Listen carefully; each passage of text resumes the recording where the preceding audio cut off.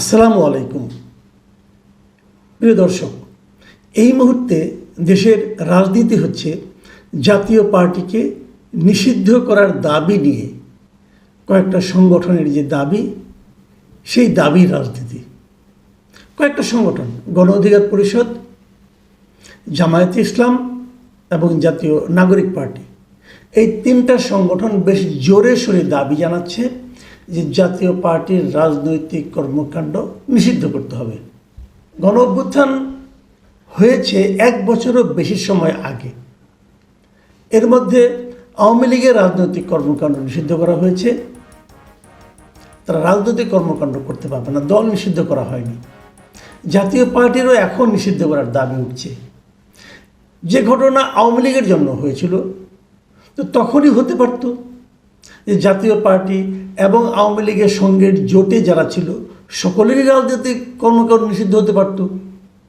কারণ প্রথমত বলা হচ্ছে অপরাধটা করেছে আওয়ামী লীগ, তা আওয়ামী লীগ হয়েছে, যদি এরা তাকে সহযোগিতা করে থাকে এদের নিষিদ্ধ করাই যেতে পারে, কোনো সমস্যা নেই।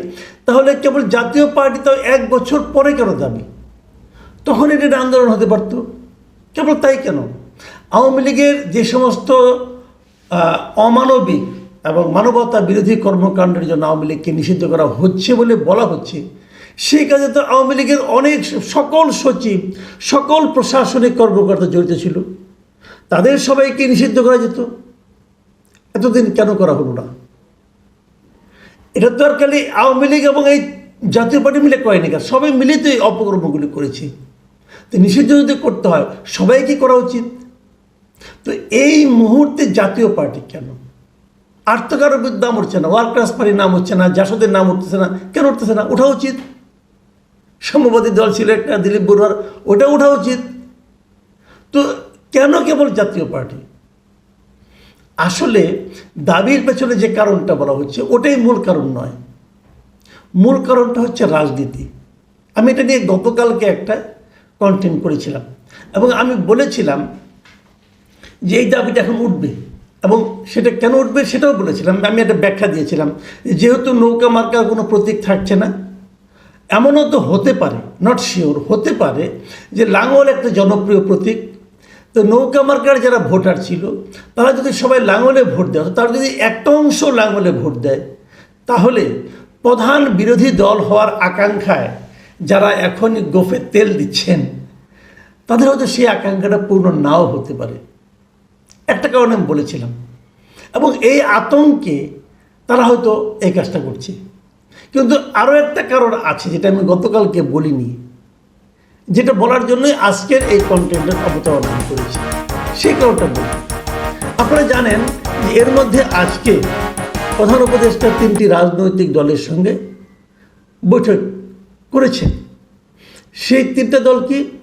প্রথমে জামায়াতে ইসলাম, তারপরে এনসিপি, তারপরে বিএনপি। আমি এটা নিয়েও বলেছিলাম যে এই 3টা দলই কেন? আলোচনার বিষয় হলো নির্বাচন এবং দেশের রাজনৈতিক পরিস্থিতি। তো নির্বাচনে তো এনসিপি অংশ নিতে পারবে, এটা কি এখনই কনফার্ম হয়ে গেছে?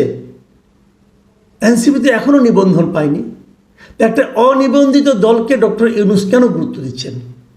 দিচ্ছেন এই কারণে যে এই দলটাকে উনি ওনার নিজের দল মনে করেন, অথবা এই দলের প্রতি ওনার একটা বিশেষ পক্ষপাতিত্ব আছে। আমি তো মনে করি যদি অবাধ নির্বাচন হয়, যদি জাতীয় পার্টি ইলেকশন করে, এনসিপি তো জাতীয় পার্টির অর্ধেক ভোটও পাবে না, আরও কম পেতে পারে। যতটুকু আমরা তো কিছু বুঝি, আমরা তো এই দেশে থাকি, পাবে না। একটা রাজনৈতিক দল রাতারাতি গড়ে ওঠে না।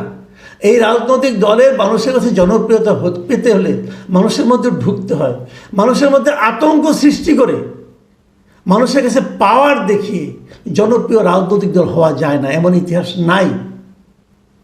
অথবা সরকারের আনুকূল্য লাভ করেও কোনো দল পৃথিবীতে কোনোদিন জনপ্রিয় হতে পারে নাই। তো এনসিপি কেন হবে জনপ্রিয়? হতে পারেনি। কিন্তু সেই দলটাকে কিন্তু ডক্টর ইউনূস দেশের 2য় অথবা 3য় দলের মর্যাদা দিচ্ছেন, তাদেরকে উনি ডেকেছেন, সবাই মিলে হয়েছে। এবং সেই মিটিংয়ে কী হয়েছে সেটা মোটামুটি একটা ধারণা আপনারা পেয়েছেন।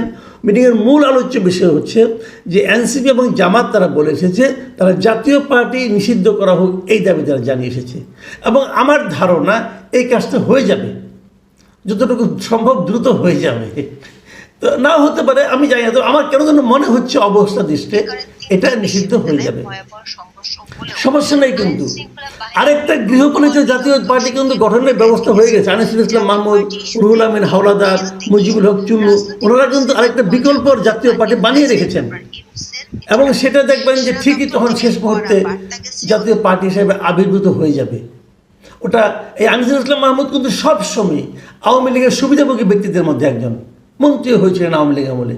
দেখবেন তখন আর কেউ আপত্তি করবে না, তখন বলবে না এটা ঠিক আছে, এটা ভালো জাতীয় পার্টি, এটা অনুগত জাতীয় পার্টি, ঠিক আছে, যা হবার হবে।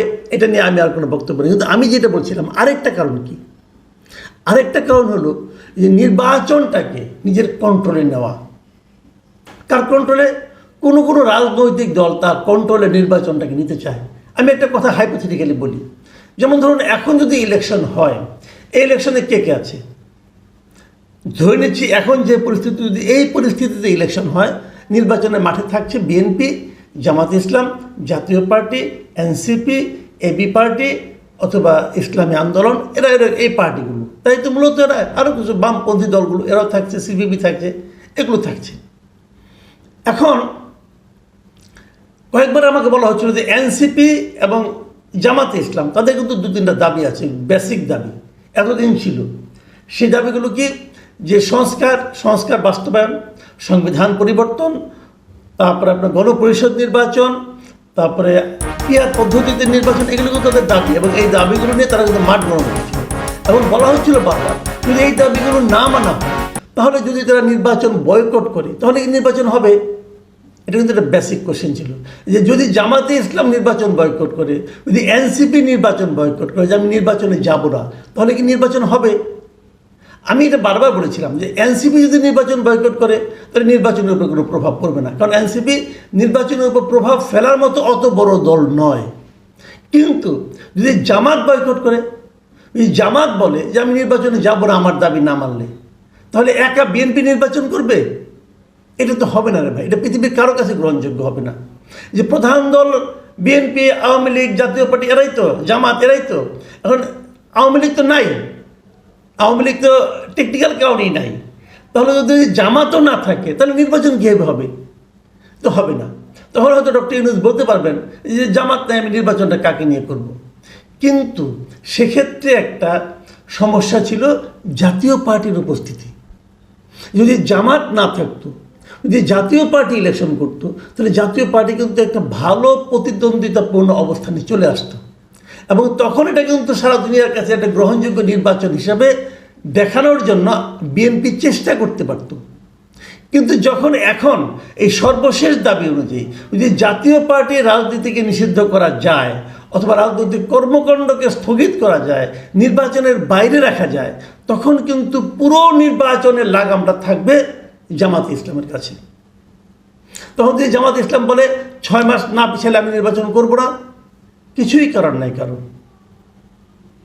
এখন এই জিনিসটাও কিন্তু মাথায় রাখুন, তাহলেই বুঝতে পারবেন যে কেন এই দাবিটা খুব কড়াভাবে জামাত তুলছে এবং এনসিপিও তুলছে। আমরা আগেও বলেছিলাম যে নির্বাচনটা আসলে কবে হবে, ফেব্রুয়ারিতে না আরও পরে? ফেব্রুয়ারিতে হলে কার লাভ, ফেব্রুয়ারি থেকে আরও পরে হলে কার লাভ, সেগুলো আমরা আলোচনা বহুবার করেছি। প্রধান উপদেষ্টা বারবার বলছেন নির্বাচন ফেব্রুয়ারিতে হবে। যদি জাতীয় পার্টিকে নিষিদ্ধ করা যায়, তাদের রাজনৈতিক কর্মকাণ্ডকে নিষিদ্ধ করা যায়, তাহলে অন্ততপক্ষে আমি গ্যারান্টি দিয়ে বলতে পারি নির্বাচন ফেব্রুয়ারিতে হবে না। প্রিয় দর্শক, এখন এই পর্যন্ত।